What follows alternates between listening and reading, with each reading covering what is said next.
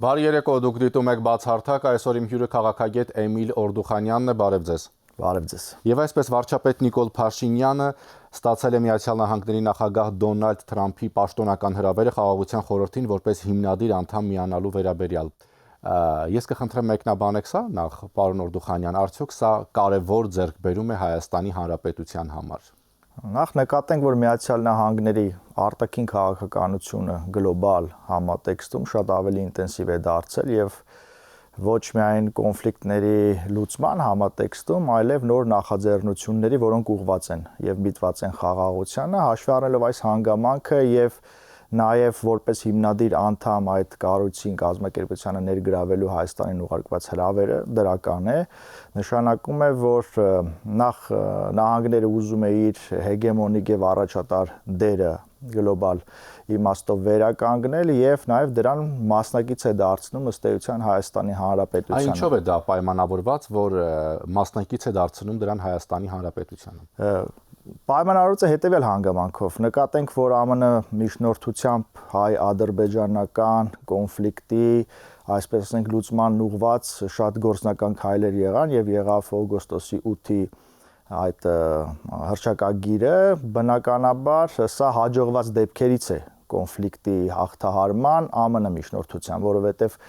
ինչպես ԱՄՆ նախագահն է նշում մի քանի կոնֆլիկտներ, որոնք իրեն հաջողվել է լուծել, բայց տեսնում ենք, որ որոշ մասնավոր դեպքերում այդ կոնֆլիկտները երբեմն թեժանում են,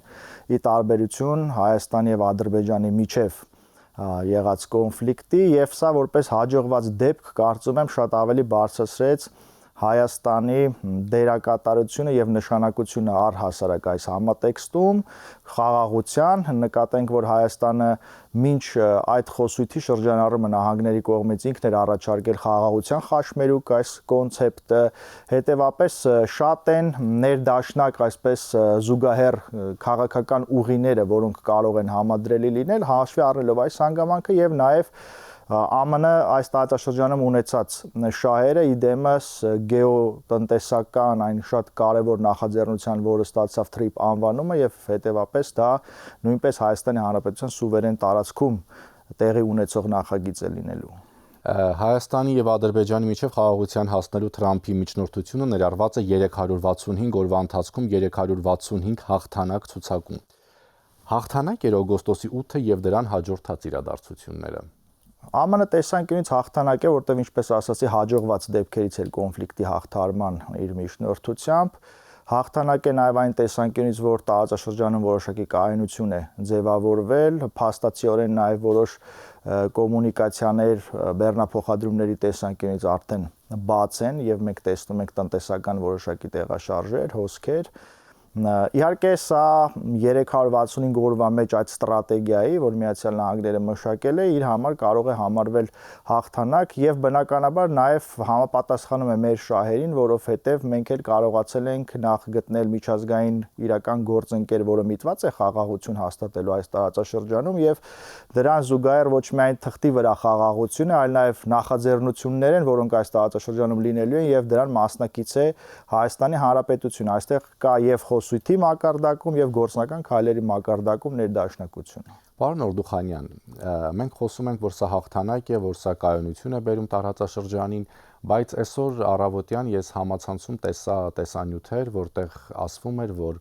ադրբեջանական հեռուստաալիքներից մեկը, ինչպես մեկնաբանը ներկայացնում է հերթով Հայաստանի մարզերը եւ ասում, որ դրանք ադրբեջանական ծագում ունեն, այսինքն ադրբեջանական տարածք են։ Այսինքն մի կողմից խոսվում է խաղաղության մասին, մի կողմից խոսվում է սահմանների բացման մասին, ապրանքաշրջանառության մասին, բայց մյուս կողմից ամեն դեպքում Ադրբեջանում այդ քարոզչությունը դեռ արվում է։ Այո, եւ դա ցույց է տալիս, որ Ադրբեջանի խոսույթը չի համապատասխանում իր գործնական քաղաքականությանը եւ նաեւ այն փաստաթղթերին, որի տակ Ադրբեջանի նախագահը ստորագրել է։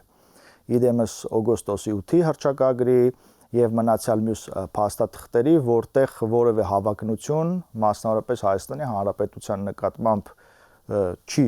ցուցաբերվում, չնայած խոսույթի մակարդակում այդ ամենը շարունակվում է իրենց արևմտյան Ադրբեջան կոնցեպտի համատեքստում։ Ես կարծում եմ սա զուգահեռ իրողություններ են, որովհետև մյուս տեսանկյունից Ադրբեջանը լիարժեքորեն չի հրաժարվում, գուցե իր ծավալապաշտական հայեցակարգից, այդ թվում ուղղված Հայաստանին, բայց այդ լուրերը, որոնք որ շրջանառվում են, պարզ է, որ իրականության հետ որևէ աղերս չունեն եւ դրանք կեղծ են եւ որևէ պատմական հիմք էլ չունեն կապված մեր մարզերի հետ։ Դա պարզ է, որ ֆեյք լուրեր են, որևէ, այսպես ասած, իրականության հետ աղերս չունեցող լուրեր են, բայց ամեն դեպքում այդ քարոզչությունը իրականացվում է, այլ բան խոսվում է եւ այլ քարոզչություն իրականացվում է ամեն դեպքում Բաքվում։ Այո, քարոզչությունը նույնպես խոսույթ է, իրականում խոսույթը գործնականից տարբերվում է։ Տեսեք, իրենք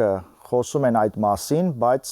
անում են այլ բաներ եւ ես նշեցի, ստորագրում են այլ փաստաթղթերի տակ։ Հետևաբար կարող ենք ենթադրել, որ նախ այդ հասարակությունը ադրբեջանական, այսպես արմենոֆոբ կոնցեպտով է կարծես սոցիալականացվել տասնամյակներ շարունակ եւ այդպես արագ դրանից հրաժարվել չի լինի, որովհետեւ իրենք պետք է նաեւ իշխանությունը Ադրբեջանի կարողանա իր հասարակությանը բացատրել, այդ ինչպես ստացվեց, եթե մենք տասնամյակներով այդպիսի ռոպագանդա ենք արել, անմիջապես այլ բաների մասին ենք խոսում, ստորագրում ենք այդ փաստաթղթերի տակ եւ գործնականում այլ քայլեր ենք անում։ Սա եւ ներքին պատճառներ ունի եւ նաեւ արտաքին պատճառներ ունի, իհարկե շոշափելու համար նաեւ մեր զգոնությունը, մեր հասարակության տրամադրությունները, մեր իշխանությունների արձագանքը այս ամենին եւ որքան մենք ուշադիր լինենք եւ հակազդենք թե փորձագիտական, թե նաեւ այլ մակարդակներով նման խոսույթի շրջանառմանը, սա ցույց կտա, որ Հայաստանի դիմակայունությունը նաև այս մակարդակում բավականին ամուր է եւ հետեւապես ավելի լավ է շարունակել իրականում խաղաղության գործընթացը, քան հակառակը գնալ ապակարգողության ճանապարհով։ Իսկ այդ խաղաղության գործընթացը կհասնի, այսպես ասած, տրամաբանական ավարտին հաշվի առնելով այն խոսույթը, որը Բաքուն կիրառում է։ Կախված է տարբեր գործոններից իրականում։ Նախ գլոբալ իրավիճակից, տարածաշրջանում ուժերի նոր հաշվեկշռից, թե դա ինչպեսի փոփոխությունների կարող է ենթարկվել։ Դա պայմանավորված է նաև Հայաստանի ներքին հնարավորություն եւ կարողությունների աճի տեմպերից, որքանով մենք կկարողանանք վերականգնել այն բացթողումները եւ կարողանանք նոր գործընկերային հարաբերություններ ձևավորել, այդ թվում կարողանանք ընդհանրական որոշակի շահեր գտնել, այդ թվում Ադրբեջանի հետ, թե տնտեսական տեսանկյունից, այսինքն բազմաթիվ գործոններ են, եթե մենք կարողանում ենք այդ գործոններն այնքան կարևոր դարձնել, որ դրանք լինեն գերակա նոր էսկալացիաների եւ նոր ապակարգողականության նկատմամբ, բնականաբար Ադրբեջանը կգնա խաղաղության։ Հակառակ դեպքում իհարկե եթե իրավիճակ փոխվի, կգնա նորից այդ նվաճողականության կոնցեպտի հետևից։ Մի հետաքրքիր դրվագ Ռուսաստանը խաղաղության խորհրդին միանալու հրավեր է ստացել Միացյալ Նահանգների նախագահ Դոնալդ Թրամփից եւ շնորհակալ է դրա համար, հայտարարել է Ռուսաստանի նախագահը եւ նշել, որ մենք իսկապես անձնական հրավեր ենք ստացել Ամերիկայի Միացյալ Նահանգների նախագահից միանալու նրա նախաձեռնությամբ ստեղծվող նոր միջազգային կառույցին։ Տեսեք, մի կողմից Արևմուտքը մեղադրում է Ռուսաստանին Ուկրաինայում տեղի ունեցող իրադարձությունների հետ կապված, պատերազմի հետ կապված, մյուս կողմից Ռուսաստանին հրավիրում են միանալու, այսպես ասած, խաղաղության խորհրդին։ Այո, սա դիվանագիտություն է իրականում եւ իշտ է հետաքրքիր, որ տեսեք այդ հրավերը թե Հայաստանին է ուղարկվել, թե Ռուսաստանին, հետեւապես այլևս Հայաստանը չի դիտարկվում որպես Ռուսաստանի կցորդ կամ պետություն, որն ամբողջությամբ նրա ազդեցության տակ է, այսինքն դա բարձրացնում է մեր սուբյեկտայինությունը եւ հավասարության գոնե այս տեսանկյունից որոշակի նշան է դնում ԱՄՆ ընկալումներում Հայաստանի կամ Ռուսաստանի նկատմամբ։ Պարզ է, որ ԱՄՆ այսօրվա քաղաքականությունը ուկրաինական խնդրի լուծմամբ ուժերի բալանս, այսինքն ուժերի բալանսում լրջագույն փոփոխություններ թույլ չտալն է, հասկանալով նաև Չինաստանի գործոնը եւ մեծացող ազդեցությունը թե Ռուսաստանում, թե նաև այլ տարածաշրջաններում, այնպես որ մի կողմից Միացյալ Նահանգները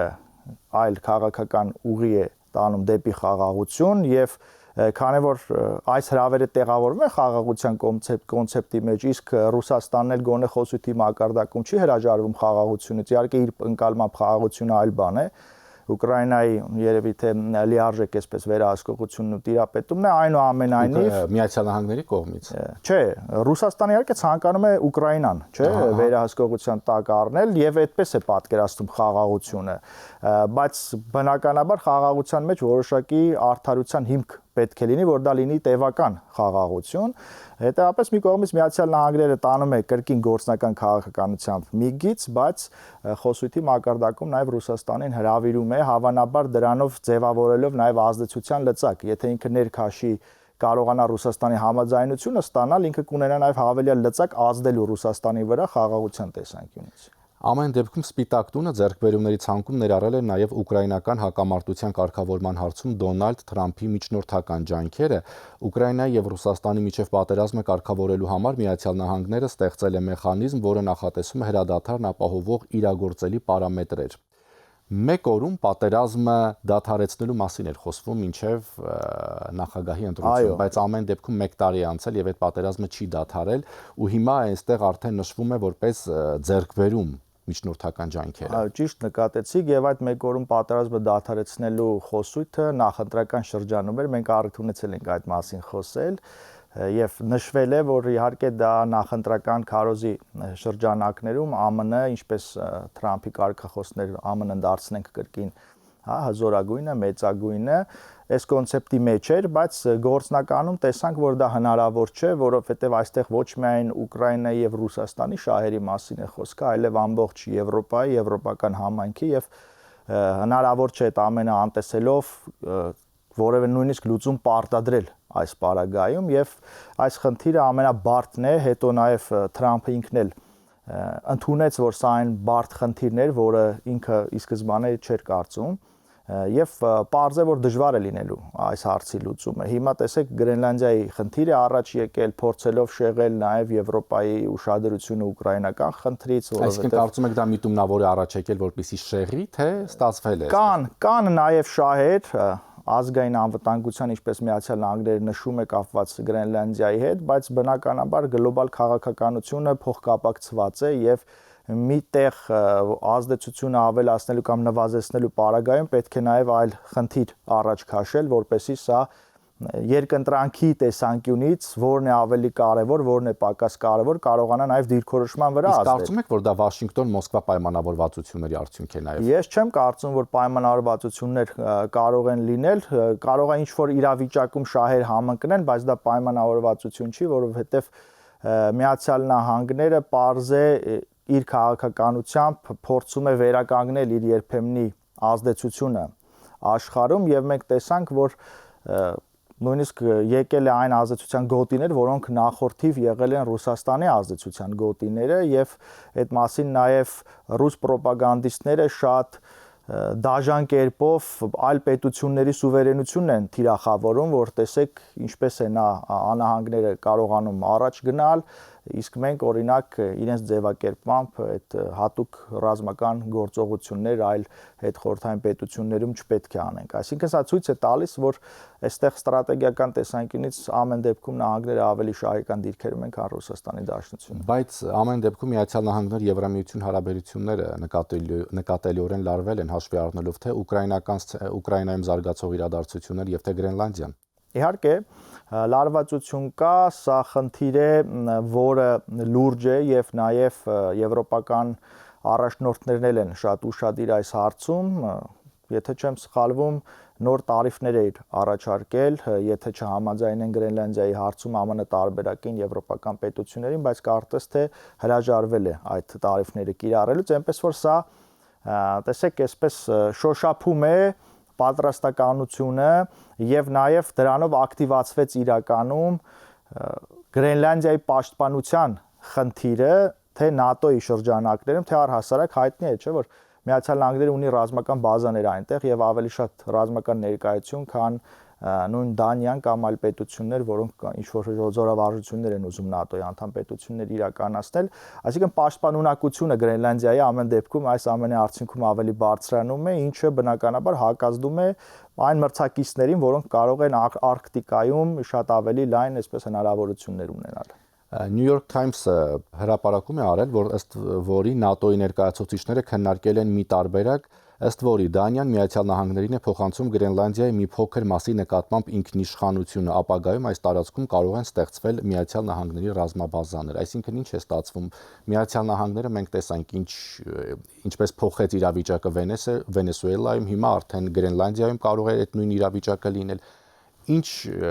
չի կարելի Ռուսաստանին, կարելի է Միացյալ Նահանգներին, պարոն Օրդուխանյան։ Խնդիրն այն է, որ այսօր միջազգային հարաբերությունները կրկին ավելի շատ հիմնվում են ուժի գործոնի վրա եւ մենք Ես չեմ ուզում նույն ասենք Գրենլանդիայի Վենեսուելայի, օրինակ, որտեղ Վենեսուելան հակառակ դաշտ էր Գրենլանդիան դաշնակիցների։ Չէ, ամեն դեպքում այդ ուժի մեթոդն է այստեղ։ Ուժի մեթոդ, իհարկե, ես դրա համար նշեցի։ Զուտ ուժի մեթոդն է։ Այո, եւ ուժի գործոնը դառնում է կարևոր եւ հետեւապես այն պետությունները, որոնք այդ ուժը չունեն,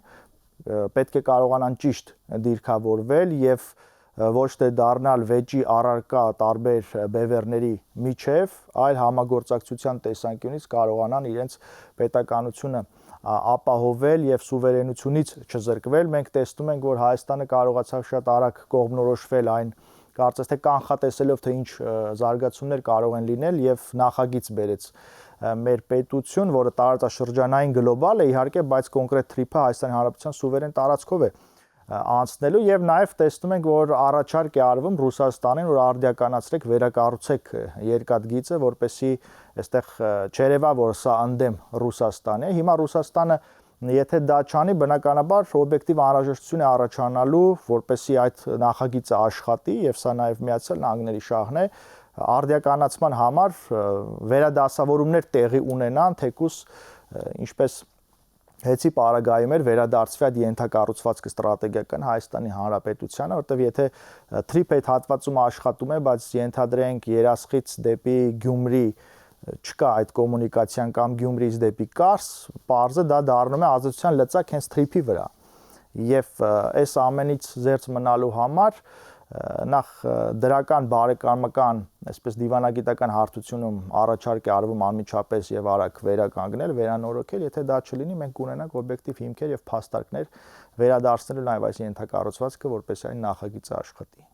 Դուք խոսեցիք ռուս պրոպագանդիստների հայտարարություններից, հավանաբար նկատի ունեք նաև Սոլովյովի վերջին հայտարարությունը, որտեղ նա ասվում է, որ Հայաստանն ավելի կարևոր է, քան Վենեսուելան եւ պարզ է, այնտեղ առաջարկում է, որ հատուկ ռազմական գործողություններ իրականացվեն նաև Հայաստանում։ Շատ հաճախ ասվում է, որ Ռուսաստանը հեռացել է տարածաշրջանից, Ռուսաստանը հեռանում է, դուք ասացիք, որ մեզ այլևս չեն անցալում որպես Ռուսաստանի կցորդ։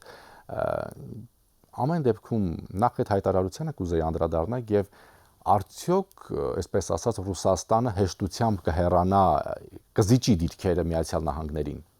Բնականաբար ոչ, եւ այդ խոսույթը ցույց է տալիս, որ այստեղ էլ կա մրցակցություն։ Ես երբևէ չեմ արել պնդում, որ Ռուսաստանը հեռանում է, ես հակառակը ասեմ, որ Ռուսաստանի ազատությունը նվազում է։ Ես ձեզ նկատի ունեմ, բայց շատ քաղաքագետներ։ Այո, նվազում է ազդեցությունը եւ դա ակնհայտ է ոչ միայն Հայաստանում, այլև ողջ տարածաշրջանում եւ առհավատչյան ասվածի եւ այս պնդման այն է, որ այլ դերակատարներ են մտնում իրենց ստրատեգիական շահերով, թե Հայաստան, թե տարածաշրջան, բնականաբար Ռուսաստանը չի ցանկանալու զիջել եւ փորձելու է, տեսեք, իրենք եթե ԱՄՆ-ն խելացի ուժով է գալիս, հիմա տարածվեց լուր, որ փափուկ ուժի նոր գործիքներ Ռուսաստանը ինչ որ հիմնադրամ են կարծես ձևավորել, որ պետք է ֆինանսավորեն ինչ որ բաներ, այսինքն փորձում են փափուկ ուժով գալ, բայց Ռուսաստանի փափուկ ուժը միշտ արդյունքում ստացվում է կոշտ ուժ, եւ եթե Ռուսաստանը այդպես քաղաքական գիծ է մշակվել, Սալովյովը իր խոսույթով ամբողջությամբ բացահայտեց դրա իրական հիմքը, այսինքն դա հենց կոշտ ուժն է լինելու։ Իհարկե նախադրյալներ Հայաստանում չկան այնպիսիք, ինչպիսիք կային Ուկրաինայում, որ այդպիսի օպերացիան է, որտեղ այնտեղ բնակչություն, լեզու, դավանաբանական, այսպես որոշ նույնություններ կային Ուկրաինայի հարավ-արևելյան հատվածի մասին է խոսքը եւ բնակչության, ինչը չկա Հայաստանի պարագայում, չկա նաեւ ֆիզիկապես սահմանը ուղիղ Ռուսաստանի հետ եւ այդ նույն գործոնները, որոնք իրենք հիմնավորում են բերել Ուկրաինա մտնելու համար, այդ նույն փաստարկներով Հայաստան երբեք չեն կարող։ Ամեն դեպքում արխիվում ընտրություններ են եւ այդ, այսպես ասած, կրքերը կարող են շատ ավելի թեժանալ։ Կբորբոքեն այդ կրքերը, դրանք նաեւ կակտիվացնեն այստեղ ռուսական տեսանկյունը պաշտպանող եւ առաջ մղող քաղաքական միավորներին եւ նաեւ դրանով իրենք կունենան Ռուսաստանի անուղակի գուցե եւ ուղակի աջակցություն ընտրություններին մասնակցելիս հաշվի առնելով, որ Մոլդովայի պարագայում էլ կարծես թե այսպիսի մի նախագիծ էր արել Ռուսաստանը այդ ֆինանսավորման տեսանկյունից, հիմա նույնը փորձում են անել Հայաստանում, հավանաբար նաեւ փորձելով հակազդել եվրոպական կողմի այն ֆինանսավորմանը, որը ուղղված էր հիբրիդային տեղեկատվական հոգեբանական պատերազմի պայմաններում Հայաստանի դիմակայունությունը բարձրացնելու ընտրություններից առաջ, սա էլ կարծես հակադարձ քայլն է Ռուսաստանի կողմից։ Շնորհակալություն։ Հիշեցնեմ իմ հյուրը քաղաքագետ Էմիլ Օրդուխանյանն էր, շնորհակալություն ուշադրության համար, հաջողություն։